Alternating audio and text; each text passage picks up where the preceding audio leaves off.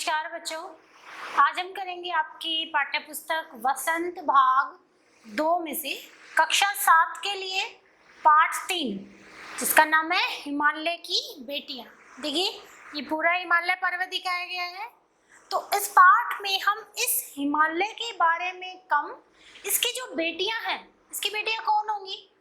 इसकी बेटियां जो इससे नदियां निकलती है, इसके हिमालय के ऊपर देखिए जो ये बर्फ होती है ना, ये धीरे धीरे पिघलकर जब ये नीचे बहती है और नीचे आकर जब ये पानी बनकर बहता हुआ आता है तो ये नीचे समतल मैदानों में नदियों का रूप ले लेता है। ठीक है, तो आज हम इस पाठ में हम हिमालय की उन्हीं बेटियों के बारे में अध्ययन करेंगे। इसके लेखक हैं श्री नागार्जुन जी, जिन्होंने इस पाठ में हिमालय पर्वत और उसकी बेटियों अर्थात नदियों का एक बहुत ही सुंदर चित्रण किया है। तो चलिए पाठ शुरू करते हैं। देखिए यह पाठ लेखक नागार्जुन ने लिखा है, जिसमें उन्होंने हिमालय और उससे निकलने वाली नदियों के बारे में बताया है। हिमालय से बहने वाली गंगा, यमुना, सतलुज आदि नदियां दूर से लेखक को बहुत ही शांत और गंभीर दिखाई देती थी। लेखक के मन में इनके प्रति श्रद्धा के भाव थे। लेखक ने जब इन नदियों को हिमालय के कंधे पर चढ़कर देखा तो उन्हें लगा कि ये तो बहुत पतली हैं, जो समतल मैदानों में विशाल दिखाई देती थी। देखिए अभी तक लेखक ने क्या था, इन नदियों को समतल भागों में देखा था कि ये बहुत विशाल दिखाई देती थी, लेकिन अब लेखक ने इन नदियों को कहाँ से देखा है? इस हिमालय पर्वत के ऊपर चढ़कर देखा है। देखो कोई भी वस्तु होती है, जब हम ऊपर से बहुत ऊंचाई से उसको देखते हैं तो वो हमें बहुत छोटी दिखाई देती है। ठीक है, तो उसी तरह लेखक को भी हिमालय के ऊपर से जब उन्होंने चढ़कर इन नदियों को देखा, तभी लिखा हुआ है ना कि हिमालय के कंधे पर चढ़कर, हिमालय के कंधे पर चढ़कर मतलब उस पर्वत के ऊपर चढ़कर जब वो देखते हैं तो वो जो नदियां बहती हैं, हिमालय की जो बर्फ पिघलती हुई नदियों के रूप में बहती है, वो उन्हें क्या लगती है? बहुत ही पतली सी धारा में बहती हुई दिखाई देती है। लगता ही नहीं है कि ये आगे जाकर इतना विशाल रूप ले लेती है। सिंधु और ब्रह्मपुत्र दो महानदियां हिमालय से निकलकर समुद्र में मिल जाती हैं। मतलब ये अलग नहीं बहती हैं, इनका पानी जो है वो समुद्र में मिल जाता है। हिमालय को ससुर और समुद्र को उसका दामाद कहने में भी लेखक को कोई झिझक नहीं होती। अब यहाँ पर लेखक ने इस हिमालय पर्वत को ससुर कहा है और इससे जो नदियाँ निकलती हैं तो वो किस में मिलती हैं? उन्होंने बताया ना कि सिंधु और ब्रह्मपुत्र नदियाँ जो है समुद्र में मिल जाती हैं। अब जैसे एक बाप अपनी बेटियों का विवाह करके किसे सौंप देता है, उन्हें उनके पतियों को, अपने दामाद को सौंप देता है, तो वैसे ही वो जो नदियां हैं समुद्र में मिल जाती हैं। तो अब समुद्र क्या बन गया? हिमालय पर्वत अगर नदियों के पिता है, नदियों का बाप है, तो समुद्र उनका दामाद बन गया। क्यों? क्योंकि वो नदियां समुद्र में मिल गई। कालिदास के यक्ष ने अपने मेघदूत से कहा था कि बेतवा नदी को प्रेम का विनिमय देते जाना, जिससे पता चलता है कि कालिदास जैसे महान कवि को भी नदियों का सजीव रूप पसंद था। मतलब इसमें लेखक कह रहे हैं कि कालिदास ने भी जो अपना नाटक है मेघदूत, उसमें इन नदियों को एक सजीव रूप में दर्शाया है। वो इसके सजीव रूप का ही चित्रण करते हैं। तो यहाँ पर भी लेखक ने नदियों को सजीव माना है।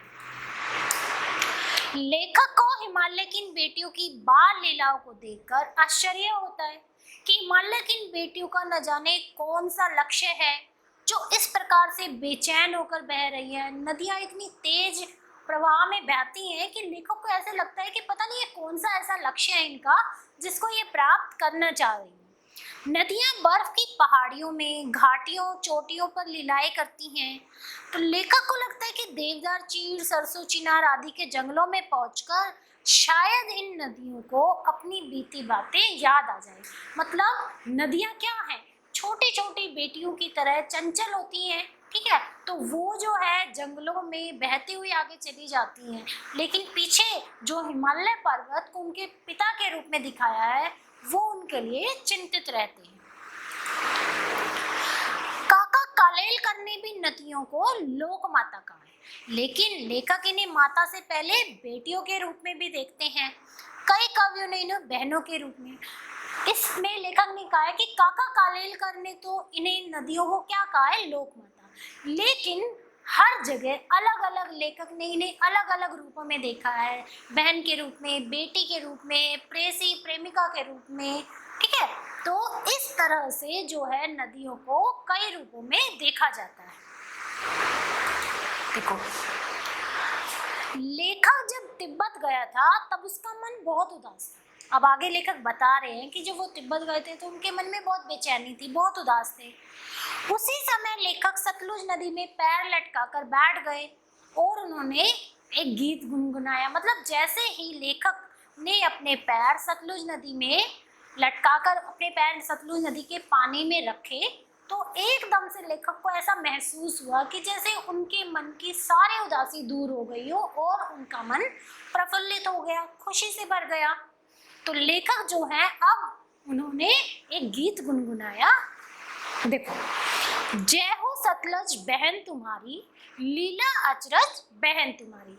अब यहाँ अब लेखक गुनगुनाते हुए क्या कह रहे हैं कि जय हो सतलज बहन। सतलज बहन मतलब यहाँ उन्होंने सतलुज नदी को एक बहन के रूप में दिखाया है। अब वो क्या कह रहे हैं कि हे सतलुज बहन तुम्हारी जय हो, लीला अचरज बहन तुम्हारी, तुम्हारी जो अनोखी लीला है कि मैंने जैसे ही तुम्हारी नदी में पैर डाले मेरा मन एकदम शांत और प्रफुल्लित हो गया।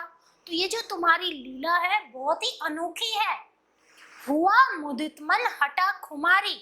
मुदित मन, मन मतलब खुशी से भर गया, हटा खुमारी, खुमारी मतलब उदासी, जो मेरे मन में उदासी भरी हुई थी वो दूर हो गई और मन खुशी से भर गया। जाऊं मैं तुम पर बलिहारी, इसीलिए मैं हे सतलुज नदी बहन मैं तुम्हारे आगे नतमस्तक होता हूँ, झुकता हूँ, तुम्हें प्रणाम करता हूँ। चिंतित पर चुपचाप तुम बेटी यह बाप हिमालय, चिंतित पर चुपचाप हिमालय। आगे लेकर कह रहे हैं कि जो ये हिमालय पर्वत है ये तुम्हारे पिता है और तुम इनकी बेटी हो।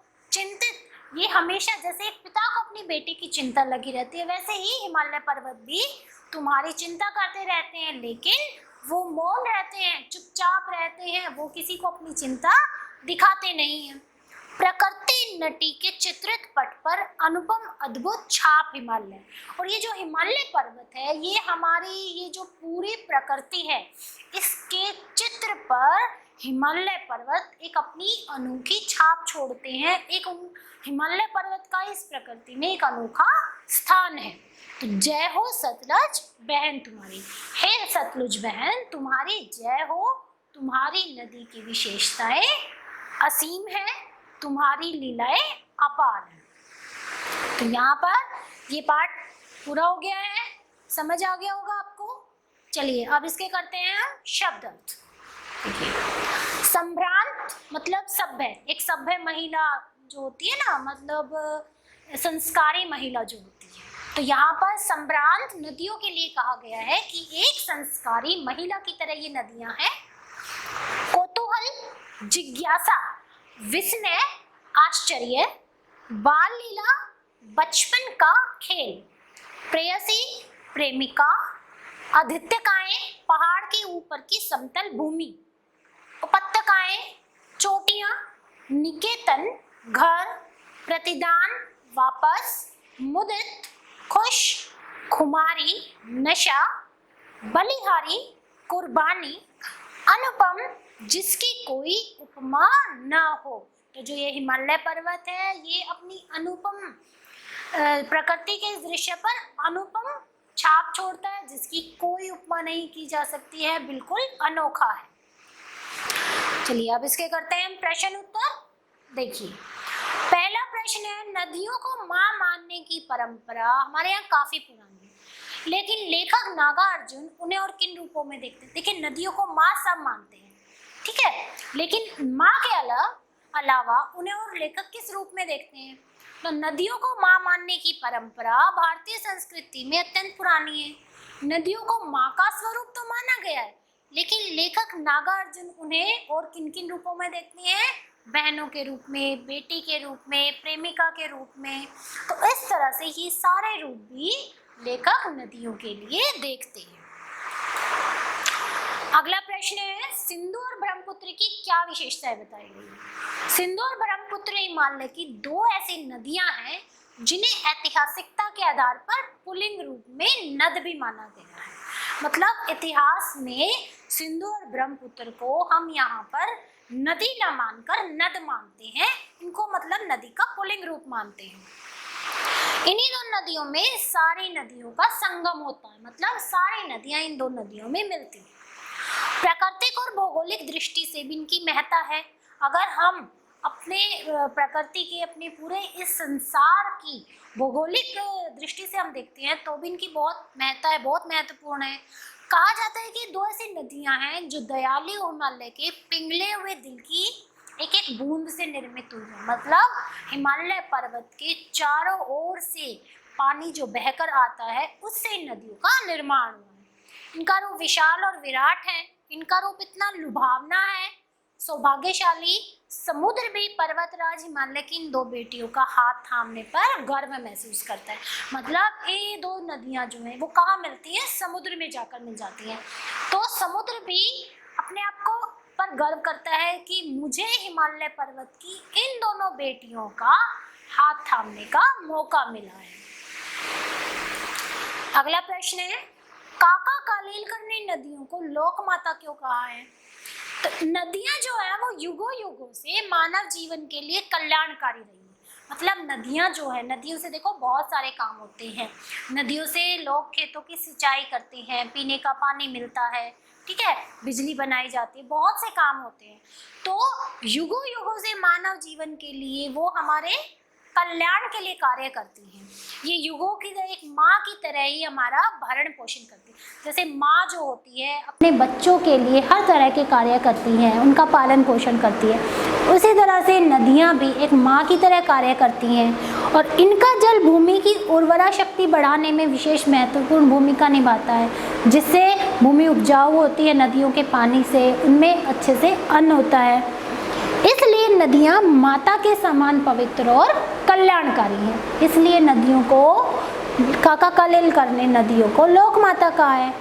मानव नदी को दूषित करने में कोई कसर नहीं छोड़ता, परंतु देखो हम मनुष्य क्या करते हैं, हम अपने घर का या कोई भी कूड़ा होता है, गंदा पानी होता है, हम सब जो है वो पानी में बहा देते हैं, नदियों में बहा देते हैं, हम उसको गंदा कर देते हैं। लेकिन क्या इतनी गंदगी होने के बावजूद भी क्या नदियाँ हमें पानी देना कम करती हैं? वो कम नहीं करती है। वो एक माँ के समान फिर भी अपना बच्चों की तरह हमारा पालन पोषण करती हैं। ठीक है, अपार दुख सह कर भी इस प्रकार कल्याण सिर्फ एक माँ ही कर सकती है। तो इसीलिए काका कालेलकर ने नदियों को माँ के समान जो उसकी विशेषताएं हैं उसी के कारण ही उन्हें लोक माता का दर्जा दिया है। आखिरी प्रश्न, हिमालय की यात्रा में लेखक ने किन किन की प्रशंसा की? जो हिमालय की लेखक ने हमें जो ये यात्रा करवाई है, किस किस की प्रशंसा की है? हिमालय की यात्रा में लेखक ने हिमालय की अनुपम छटा की, मतलब जो ये हिमालय पर्वत की अनोखी छटा है, मतलब अनोखा दृश्य है कि किस तरह से उसकी नदियाँ, उसके बर्फ़ जो पिघल कर नदियों का रूप लेती हैं, ऊपर से देखो तो वो पतली दिखती हैं। ये सब अलग अलग जो दृश्य है, ठीक है, नदियों की अटखेलियों की, कैसे जो है नदियाँ अपने पिता हिमालय के आंचल में रहकर कैसे अपनी बाल लीलाएं दिखाती हैं। बर्फ़ से ढकी पहाड़ियों की, हिमालय पर्वत की जो ऊंची ऊंची पहाड़ियाँ जिन पर बर्फ़ जमी हुई है, पेड़ पौधों से भरी घाटियों की, देवदार, चीड़, सरो, चिनार, सफ़ेदा, कैल से भरे जंगलों की, मतलब और जो नदियाँ बहती हुई इन जंगलों में इन पेड़ों से गुजर के हुए जाती हैं, इन सभी पेड़ों की और इनसे भरे हुए जंगलों की। तो इस तरह से लेखक ने इस पाठ में हिमालय के साथ साथ इन सब वस्तुओं की, इन सब चीज़ों की भी प्रशंसा की। यहाँ पर आपका ये पाठ समाप्त होता है। उम्मीद करती हूँ आपको ये समझ आ गया होगा। धन्यवाद।